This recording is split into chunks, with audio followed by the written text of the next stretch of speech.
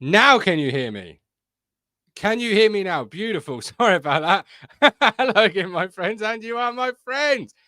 I don't know what's been going on. It's Christmas. This room was a bedroom about 3 hours ago, and now it's back to the office. I'm glad you can hear me. Ipswich Town have taken a point against Leicester.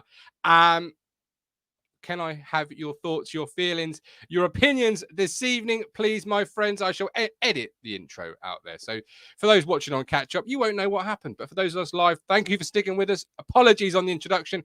There'll be a link being dropped in just a moment. Hit the like button, comment for the algorithm, all of that jazz. Chris McTaggart, another captain, fantastic. Happy with draw.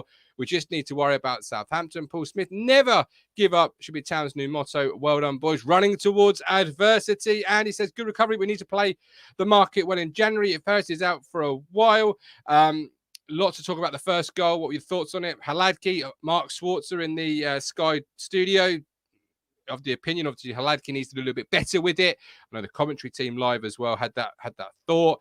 But Town coming up trumps. George Hurst, big injury. Hopefully nothing too serious. Lots to discuss, lots to chew the fat. I'm joined, first of all, by the man, the myth, legend, Curtis Yates. Curtis, thank you for joining me. How are you, my man? I'm all good, mate. Better after that end, but yeah, I'm all good. Yeah, absolutely. Talk us through it from your perspective. What went right, what went wrong, etc., etc. I thought first half, I thought there was two teams in it. I thought second half, I thought we got what we deserved. I thought we were the better team in that second half. I think we rode our luck a bit with the Burgess penalty shout. But I think you've got to ride your luck sometimes. I think, especially against the league leaders, and I think we got what we deserved in the end. There, I'd have took a point at the start of the game if you offered me a point. So I'm more than happy with that today. However, there were a few decisions that I thought were a bit off today, but we'll discuss that a bit further. Yeah, absolutely. So obviously it starts in the first half. George Hurst going down injured. Hopefully not a big injury like a lengthy injury, but it is an injury. And KJ comes on. How did you see KJ's performance first of all? Bit naff really. But I wasn't expecting big things when he did come on. I'm used to seeing him deployed as very much a winger these days rather than an up front alone striker. I thought it was going to be Big Fred on for George Hurst. I thought that was the swap. I thought that was the swap you would make. So then to see Jackson coming up front and playing that lone striker role was a bit unusual for me. I didn't think he really affected the game, bar or like as he always does, he runs his socks off. I don't really think he ever actually had a big impact on the game, and I think that was actually why he then got took off in the end. Because what did he came on only about the 19th minute, was it? Yeah, something around those. Yeah. So I mean, yeah. If I was a striker, I wouldn't expect to. I wouldn't want to be took off if I only come on at 19 minutes. But I assume that's why he's then put on Big Fred for the last few minutes. I'd have put Big Fred on earlier, but he run his socks off, so can't be too down about his performance. But the first half was two teams battling it out. I thought there was a few things we could have done better, but the second half, I thought we did tremendously well. I thought we did tremendously well going at them. They didn't like it. I don't think they liked being put on the back foot for a lot of that game. So no, I'm more than happy with that. I took a point. Onwards we go. Yeah, absolutely. Hart was clear. Hurst was injured when the trainer pushed his leg, and Hurst flinched as if he'd been. It did look. When you see a player go down under no contact, it's always a worry because it can be a big injury, and hopefully it's not. He's a big part of how we play as George Hurst, and hopefully, I mean, QPR will probably come around a little bit too soon for him. 3 days time, Friday night.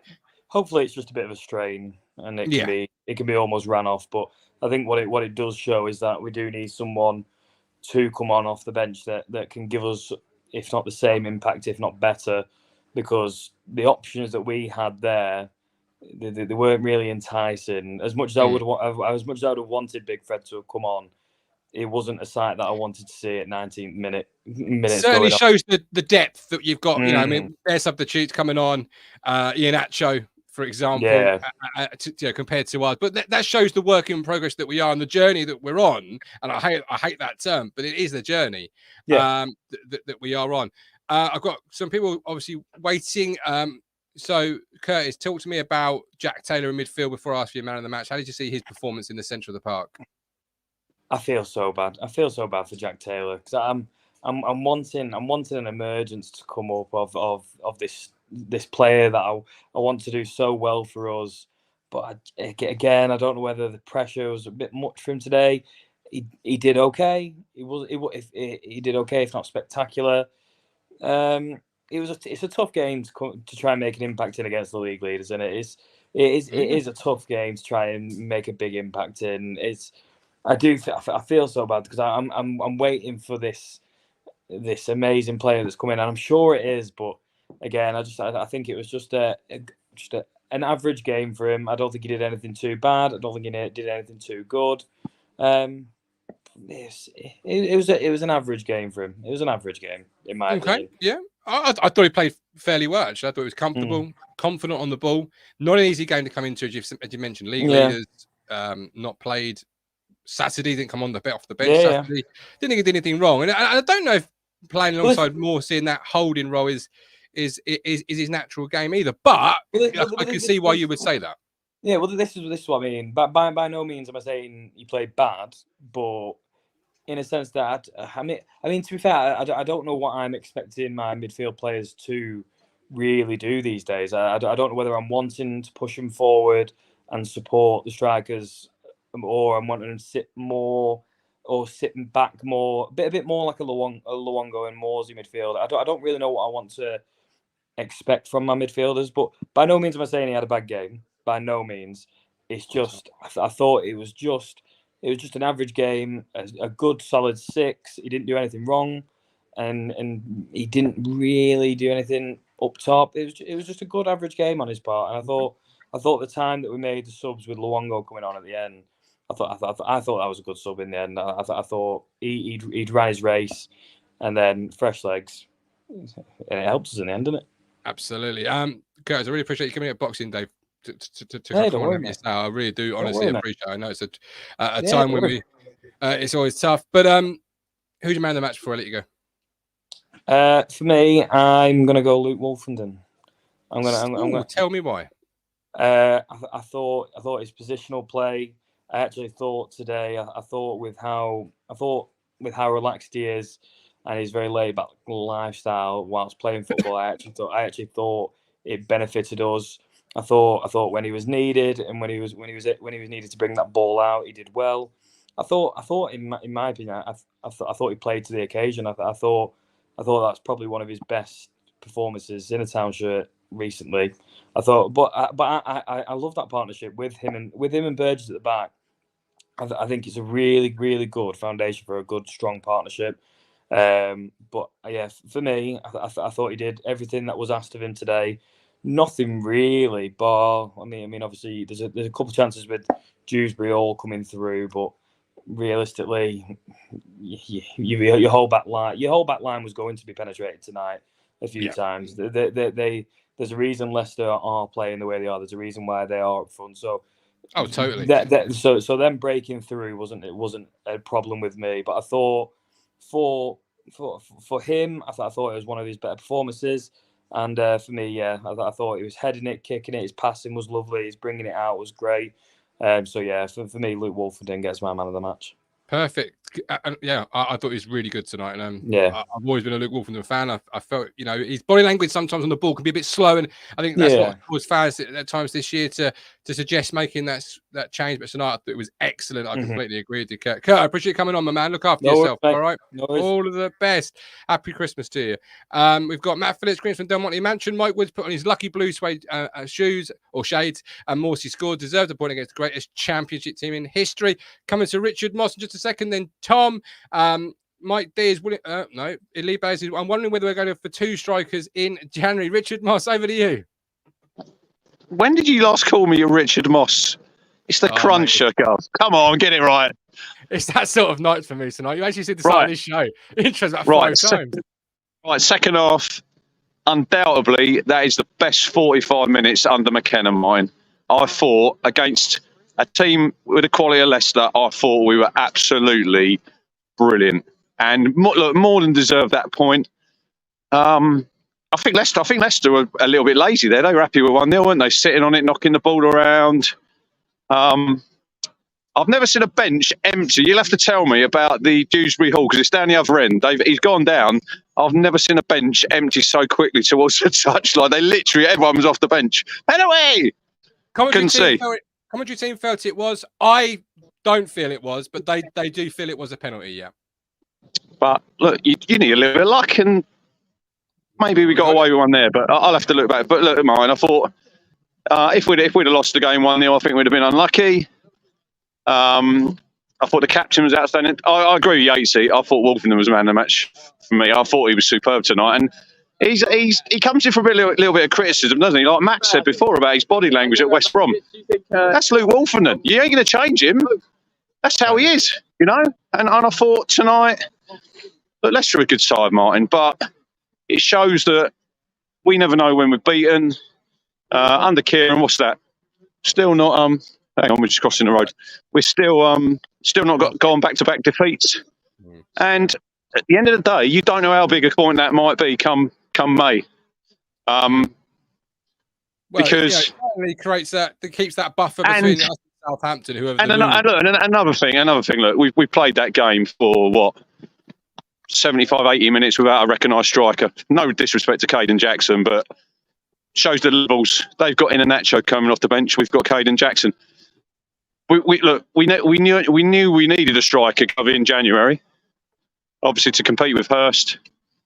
Didn't look good for me. He tried to come back on. It depends. Look, I know you're saying, he won't play Friday. I'll be surprised if you see him maybe end of January.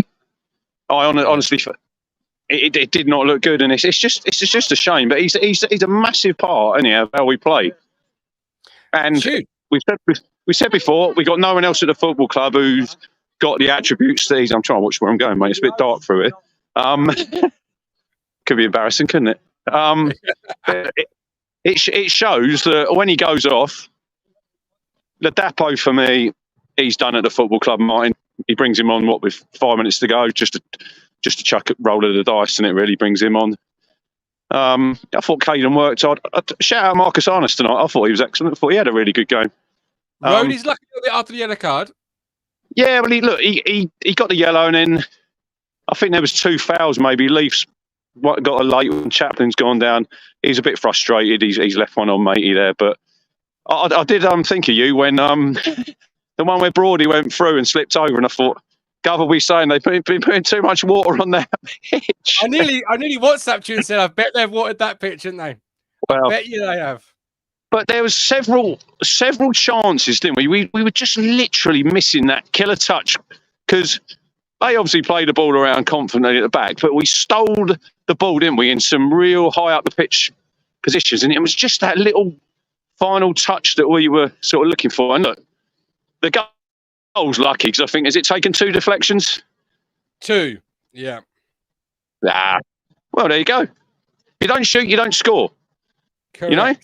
Absolutely. Yeah, absolutely. And look, it's gone in, and we've got a point, and it feels like a little bit of a victory. I know it's only 1 point at the end of the day, but I think in the context of it and our season as well, I think if we'd have got 2 back-to-back defeats, everyone's a little bit disappointed. But we've got a draw there tonight, and you come away from the ground thinking, yeah, look, QPR at home Friday. It's not going to be easy, but I expect us to get a win there, and then they go to Stoke on New Year's Day. I'd agree. Look, Leeds lost today. The team no one are talking about is Southampton. You know, they're the team, Martin, who I think 16 unbeaten. If you look at their next 3 fixtures, they should win all them as well. So, look, we just got to keep churning out the points. We're 5 clear tonight. We're going to be in second area, and Ashton will be making some calls hopefully tonight in the morning. Look, we need 2 attackers, don't we? You got Hurst, who's injured. You got to replace Dane Scarlett as well. So, I thought Taylor played well. I was just commenting on Jack Taylor. I thought he had a good game. So did I. I thought he gives you that little bit different than Luongo. He's got the legs, hasn't he? Because he can nick the ball there. He can get forward. I probably wouldn't have took him off if I was honest. I was thinking, you're 1-0. He can bang one in from range. But look, I'm really happy tonight, Martin, because we played a top side here. We've gone toe-to-toe with them. And at the end of the day, I think if we'd have scored maybe 10, 15 minutes early, we could have won that game. I honestly think we could. I didn't think Leicester were brilliant. Look, they're a good side. They're going to win the league. If anyone says Leicester won't win the league tonight, I think they probably need their head reading. But look, good performance. My heated gilet was good. I had it on. The neck was lovely and warm. And I found the lovely little pub tonight. Beautiful. Very nice. Top work. A great evening. See you tomorrow night. See you tomorrow night. 8 p.m. Luke Wolford, the man of the match. Love it. Look after yourself, Rich. See you later. All the best. Some great comments coming in. I'll jump straight to TJ first of all. TJ, gone toe-to-toe with Leicester tonight, says the Cruncher. How did you see it? Yeah, we deserved that point, didn't we? Second half was really good. Thought first half, Leicester kind of showed why they're up there. I thought they were quite slick, quite professional. Yeah, we deserved it. We were really good. Proud of that more than anything, I think. After last Saturday, I think we bounced back really well. Well, this is it. I was about to ask you, do you feel actually, Leicester and Leeds, two ex-Premier League teams, full of quality throughout the ranks, but actually different in the way they approach the game? Leeds full of pace, Leicester more about technical ability, perhaps. Do you feel actually the technical ability matches up well with our own ethos, our own approach, whereas the pace, as we saw from Leeds, was just, we couldn't deal with it from minute 1 to minute 90? Yeah, they're very, very technical. And I saw a lot of similarities to how we kind of wait for the moment, find the press, and then play through the lines and through the triggers. But yeah, they do it a lot. I'd say they do it a lot slower than we do. Like, we've got a bit more zip about us, a bit more, it feels like a bit more purpose at times, and they were passing back constantly. It wasn't always the best to watch, but yeah, thought we did really well on the whole. I thought we did excellent. I can't fault any town player tonight. But and the commentary team was saying on Sky that Leicester have lost control of this second half, and it won't be the most comfortable the manager sitting in his seat. So this was 1-0 up, etc., etc. You don't lose control of a game without your opposition playing their part, and we played our part throughout the game. But certainly in the second half, we have really done to Leicester this evening. I feel that many teams, if any team in this level, has done to them yet.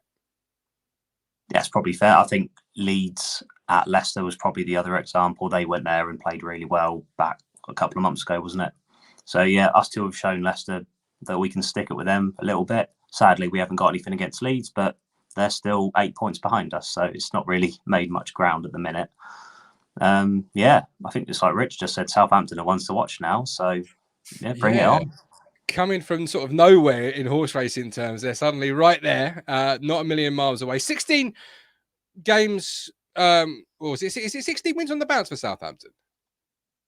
I think it's unbeaten at least. I don't know if it's on the bounce, but if it is, that's crazy. Even better. Yeah, absolutely. I'm just thinking, is that a crazy run of form that they can carry on with? Do you feel? Does that feel like that's a purple patch of form? And that we've still got that buffer. So I mean, they are there, and they are going to keep coming again and again and again. But we've played Leicester, we've played Leeds, and we're now, no disrespect to the teams coming up, every game's hard, but we are coming out of what people would have been calling that hard stretch of games. So how are you feeling coming out the other side? Haven't got a point tonight. Obviously been thrashed on Saturday against Leeds. We're in a fantastic position, a just truly fantastic position. Yeah, I think even if we'd lost that 1-0, to be honest, I would have come out thinking there's plenty here still, which we've seen throughout this whole season. The draw is fully deserved, and it's an extra point for us than we might not have got, bar a lucky deflection. Yeah, I think absolutely we're going to be up there. We're going to be in the top 4. Don't know where we're going to finish yet. It's like there's too many variables going on. If we sign quickly in the window, agreed as well, we need a couple of forwards coming in, because hopefully Hurst is all right and he's not out to the end of Jan. I mean, that would be bad for us, because there was a hell of a drop off. Like, as soon as he goes off, you notice it straight away. So we need someone of his ilk coming in, and someone who can replace Scarlett, because we're not seeing him again, are we? No, he'll be returning back to Tottenham. Roy Clark says 16 unbeaten. I don't think Southampton were that brilliant today. It was Swansea who were rubbish. Blaze Dog Moores man the match, led the team tonight. The way he responded from the kickoff after the Leicester goal said it all, marching forward with the ball. Southampton home to Plymouth, and Leeds away to West Brom, must win against QPR, said Hearts. Marcus Harness came in tonight for Nathan Broadhead. How did you see Harness's performance? I know Rich had a lot of praise for him. Yeah, I thought he was really good. Like, really industrious, did a really good job, and yeah, slightly lucky maybe not to get sent off. Like I think the ref let that go. But yeah, I'd say he's a really good player to have, and I think Broadhead coming on for the last 10, he just couldn't get his feet right, or he couldn't get into the game. He's a better starter than he is coming off the bench for us. So yeah, it was interesting that booking, wasn't it? Because he got a booking. And then he had two incidences. The second one I feel wasn't a foul, as did the commentary team on Sky. But it came in a real sort of period of the game where the referee, well, Sky were a bit critical of the referee and the commentary team in the sense of how maybe he was playing to the occasion. It was just becoming a little bit too yellow card frenzied at that moment. So has to have it in that period as well and not come out with a second yellow. It is, as the commentary team said, for a foul that you normally would have seen given as a yellow every 9 times out of 10. Well, tonight was the one time, I guess.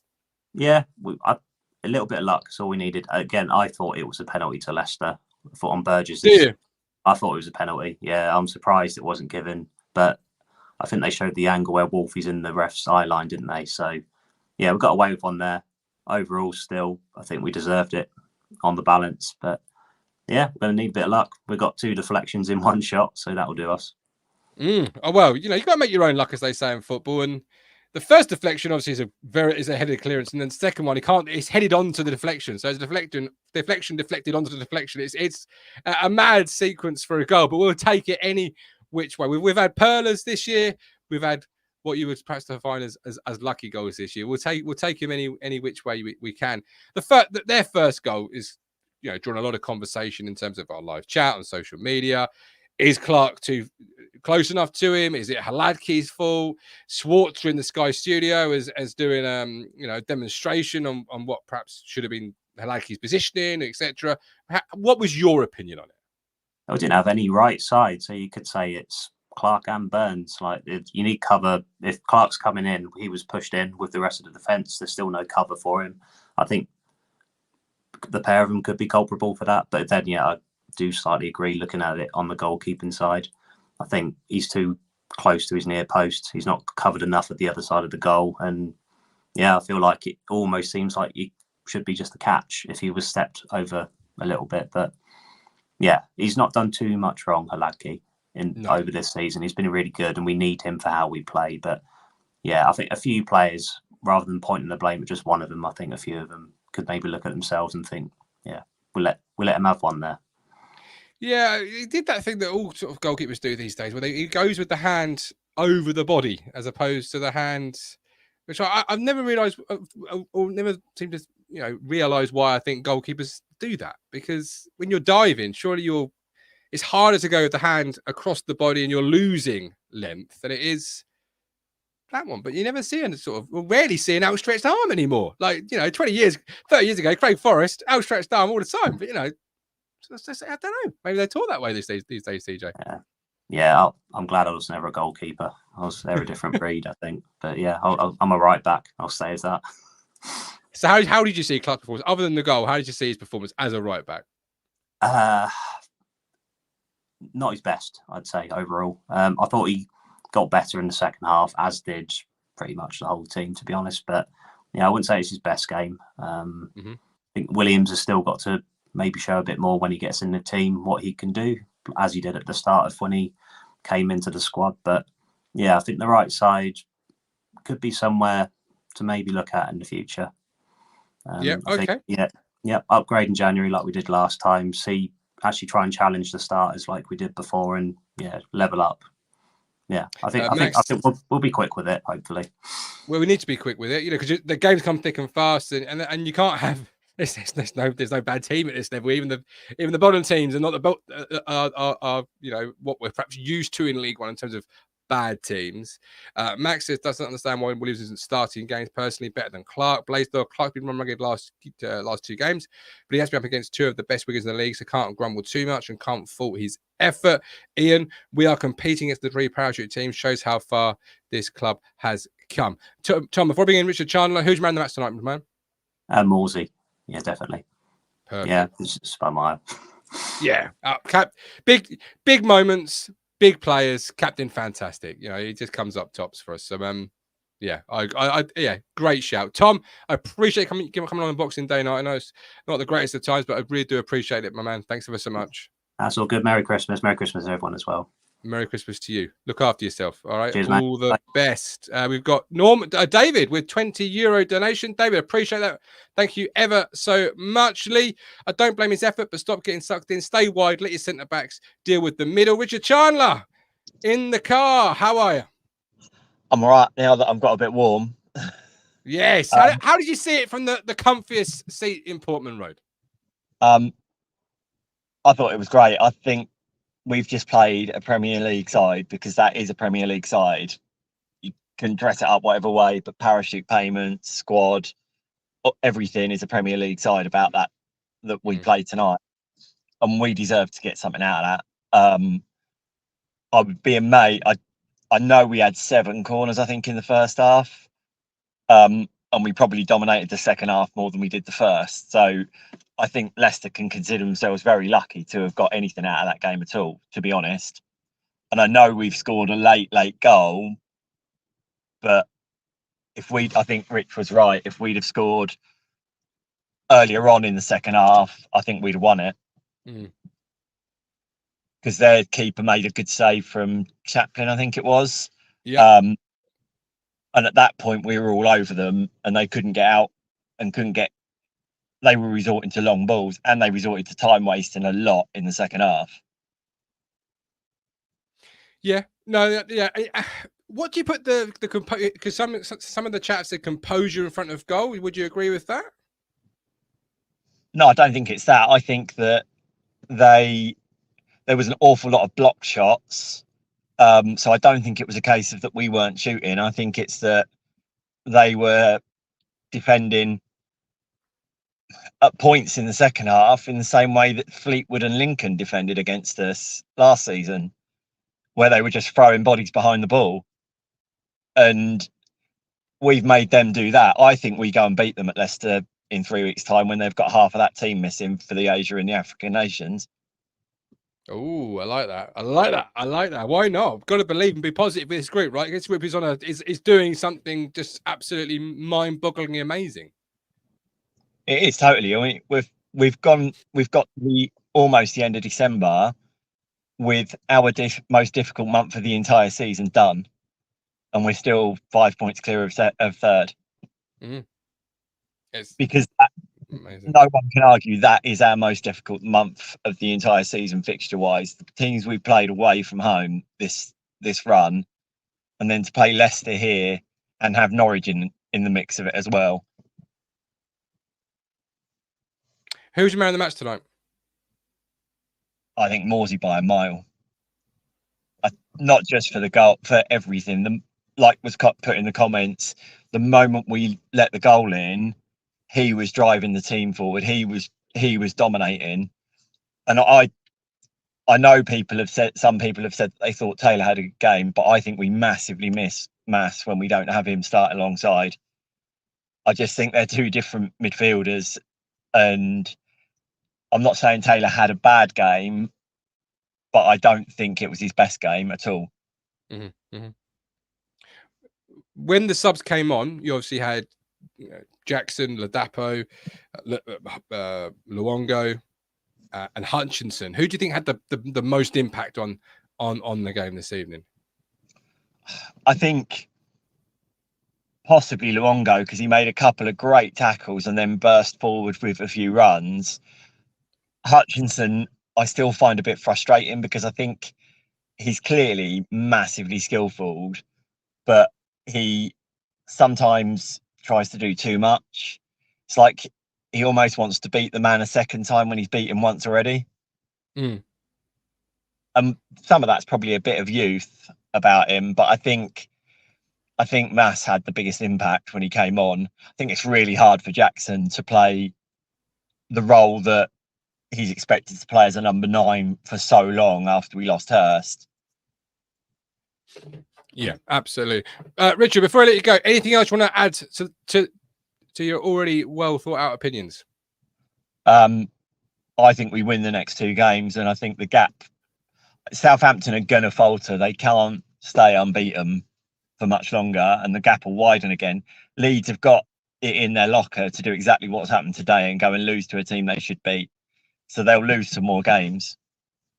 Consistency has been a big issue with Leeds. Richard, safe journey back, and thank you so much for coming on the show tonight. I appreciate it. Cheers. All the best. Schwarzer criticised Hanlaki a bit for their goal. Yes, Mike D. Yeah, at half time he did a whole demonstration on it. I just seen the goal back there it's on the screen there to my right as Richard was finishing off, and Clark is sort of drawn in because of for the need to cover Luke Wolfenden. So maybe, I don't know, was he drawn in too much? Did he get out to the goal scorer quick enough? Was it the goalkeeper? Was it a case of good players will do good things? I don't know. Let me know this evening. We've got Humphreys and Baggett loan move, says Curtis Yates in the chat. Agree with certainly with Humphreys, because he's not getting any game time, and for his development, I would definitely agree with that. Phil, we're finished with you. How are you? I'm absolutely buzzing, mate. I've come away from Portman Road feeling very happy inside. I knew tonight would be a very tough game, but like Richard just said just a moment ago, that we've gone toe to toe with effectively a Premier League team, and we've not been beaten tonight. And importantly, and I thought going into tonight's game, coming off a bad result against Leeds, one of our closest promotion rivals, psychologically that was quite a damaging result in my mind. But tonight, we've not lost back-to-back games all season, and we've proved once again tonight that we do have that bounce-back ability. And I feel now that we can go back on a run of wins over the next few weeks. Totally agree with Rich saying that in 3 or 4 weeks' time, when we play Leicester again, that half of that team tonight won't be featuring for them. And looking forward to that game, because we haven't been overrun tonight. I thought it was important that we kept ourselves in the game up until we did score that goal. I thought, we were treading the tightrope a little bit in the first half. I must say, I was impressed with the way that, they made the pitch big, which when teams come to Portman Road and make that pitch big, it's difficult for us. And that's exactly what did in the first half. And they were always going to be quick on the counter, and that's their real threat. On the counter to catch teams unaware. And throughout the first half, we just about coped with it. We were just about okay in the first half, stepped it up in the second half. And I thought, our players tonight, playing, 70, 75 minutes without a real number 9 on the field was going to be difficult. We all know what Jackson can and can't do, and it's more about what he can't do for us in at this level of championship performance. And it just, I'm just waiting to see what we do in January. We need a couple of players, a couple of forward-thinking players. And I felt when Hurst did go off early in the first half, I thought to myself, would McKenna play Taylor in a more forward role? Would he bring Mass on for Hurst, push Taylor into more of a number 9 position, and let him try and discover his shooting boots against a top side like Leicester? But he didn't do that, disappointingly. I think Fred will go in January. That does actually say quite a bit about the pecking order, bringing Jackson on ahead of Fred. And he's more of a lump, really. He's more of a target man than what Hurst brings to the team. Doesn't work hard enough for me. Doesn't really have the legs anymore for us. He's probably better suited playing in the top 2 anyway, which doesn't really suit our style of play. Did really well last season, but I think for him, he just needs to find pastures new. I've seen today on social media that there's a bit more speculation around Jess Stansfield at Birmingham, and fingers crossed, if we can bring a striker in like him in January, then it's going to be all blazing guns in the second half of the season. Yeah, it absolutely is. Adam says Ladapo started the club sadly, in Adam's opinion. Kev Hansen, I'm only a couple of points off my prediction target, 55, because of Norwich draw, but I had Leeds on 51, 52 at this stage. How wrong I was about Leeds, how things changed in 3 days. Saints are on it now. Yeah, in just 3 days, it's gone from Leeds being, the team people are looking at and thinking they're going to be the ones to watch. It's now Southampton sitting in third this evening. 16 unbeaten. What are your thoughts on Southampton? Well, I'm going to say how many of the top 2 and 3 teams are they still yet to play? I mean, say we've gone there and beaten them early in the season when we did. We got 3 points in the bank already against them. Look, I mean, say whenever Richard has predicted when teams do well, when they don't do well, he's often right, and I do agree with him. I can actually see Southampton going unbeaten for the next 2 or 3 games. I don't know who they play, but sooner or later they're going to slip up. Sooner or later they're going to have their bad patch. They got off to a not so good start at the start of the season, and I can see them, slipping up a couple more games. We'll see how it pans out in January. I don't think they lose too many players in January. I think Leicester are the ones that really get taken out in January, as far as I'm concerned. And look, I mean, we've just probably had our hardest month of the season. And we've come through it. We're still a couple of games ahead of the chasing pack, which is always good news. I don't think Leeds has got the consistency in them to really mount a serious challenge for top 2. But again, it'll be interesting to see who they bring in January. Mike the Fisherman, who I thought might be coming on, he was there at one moment, but he went. So sadly, hopefully we'll speak to you tomorrow, Mike, perhaps on the live show. Link will be available tomorrow. It says people need to stop harping about Prem size. These got relegated. How much a player is worth has no bearing on the Championship. Leicester were there for the taking. Your thoughts on Mike's comment there? Well, I mean, he's obviously he's entitled to his opinion. There's always a different perspective on the way that teams perform, the players they've got. Look, Leicester are the odds-on favourites at the start of the season to go on and win the league, and they're there for a reason. They're 6 points ahead of everyone else, and they've still retained most of the Premier League players they've had. And with the budget that they've got coming down from the Premier League, they've got some money about them to spend in January.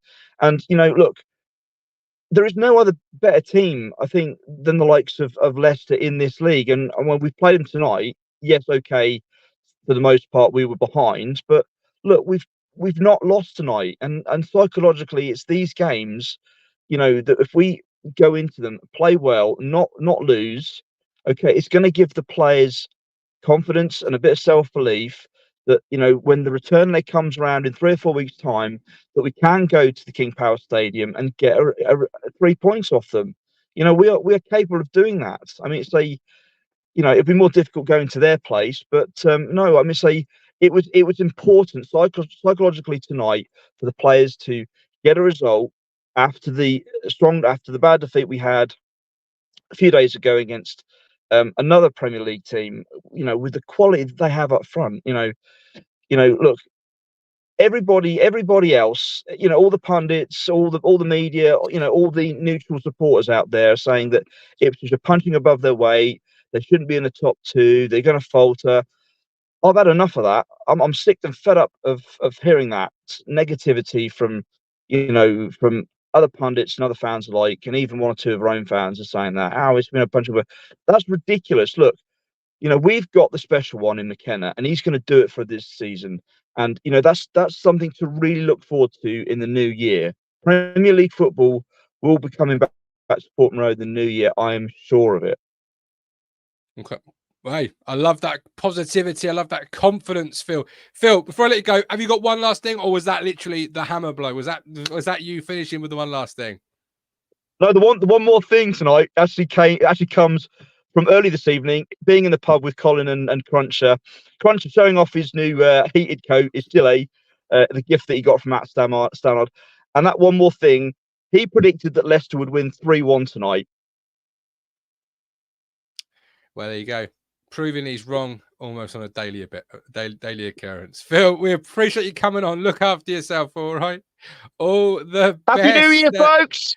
Happy New Year. Don't forget, we are partnered with Stone Market Osteopaths. I go there myself for osteopath services. You can go there for osteopath services, physiotherapy, a few other things. Give Freddie a call in Stone Market on 01449 613 633. Aches, pains, headaches, whatever it is, give Freddie a call. See if he can help.